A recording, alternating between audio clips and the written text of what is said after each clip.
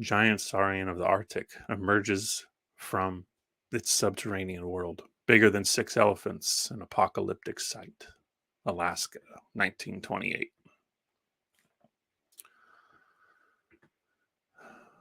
Um, just because the PDF translations, the app I use, um, it just it's just really clunky and it doesn't work very well. So even this mode of sharing my articles is clunky, and I could make a million slides, but I just thought for the time that just didn't make sense. So bear with me as we go through these. Paris, and now will you believe in the name of our Lord that I and 10 of my Indians saw again on Christmas afternoon Lemur's terrible monster, as big as 10 elephants? If it paused like a hurricane across the frozen river, smashing immense blocks of ice into the air. Its long bristles were covered with frost. And again, I apologize. Some of these are hard to read, and my highlighting. I try to choose a color that helps. Sometimes it doesn't. And its immense red eyes flashed in the twilight. The monster held in its mouth a caribou, close to 700 pounds, while it careened at 20 miles per hour. Such are the first mentions and first description, both from Alaska, of the Ceratosaur of the Arctic Circle, gigantic prehistoric creature that is now again exciting Russian sportsmen and scientists, along with the discovery of an unsuspected mountain range in northeastern Siberia, which may be its home. Special expeditions. Maps of Siberia will have to be changed by this discovery. Only yesterday, of this newly named Cherksey Range, 625 miles long, 180 miles wide, and covering an area greater than the Caucasus. It has been found by the explorer Obruchev, sent by Soviet government in 1926 to investigate the unknown regions beyond Yakutsk, east of the river Lena. This was probably the great mountain range remaining to be discovered on the globe, says the Russian papers. Will the Russian Geological Survey and the Academy of Sciences, sending special expeditions to it, come on authentic facts about the giant saurian?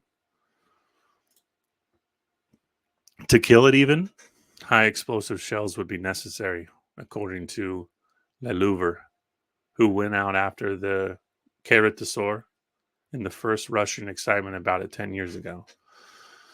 So yeah, this thing, poor translations, but I was able to find American articles of translated ones in Russia, and they'd been talking about this from the late 1890s. So this thing had been known about for about 30 years from when this article was first posted and this sighting started.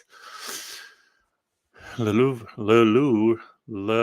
Louvre, the Unkillable, along with Prince Siptone, Borghese, and Goddard.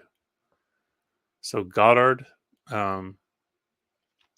interesting relation. It'll get into it a little bit more, but the Duke of Westminster was involved in this, and you can find articles from the UK about it, about him leaving the UK to go hunt these prehistoric monsters.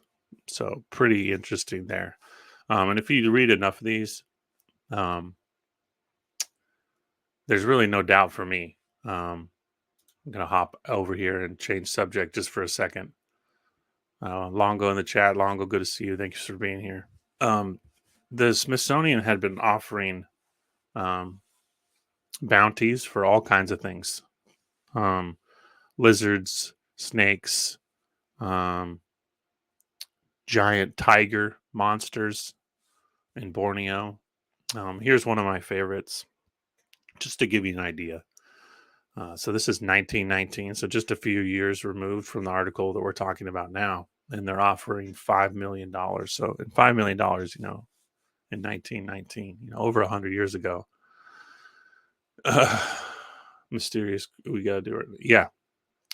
I mean, Longo, you don't even need to ask. You tell me when, I'll be there. Um, but yeah, so $5 million in 1919, and you can find Smithsonian bounties going back to about the early 1890s, mid 1890s. Again, kind of correlating with the article that we're reading. But I wanted to talk about this one just as an overlay because in the state by state stuff, we're not going to go over this because it's in Central Africa, so it's in the Congo, and you can find articles that talk about expeditions to find this all the way until like the 1980s. But yeah, $5 million in 1919, that's an incredible amount of money. And the list of people that were um, venturing to the Congo, it's quite a list. You'll find a lot of barons, a lot of dukes, a lot of these royal family types, with too much money and a lot of free time. They find, um, they're getting their kicks hunting.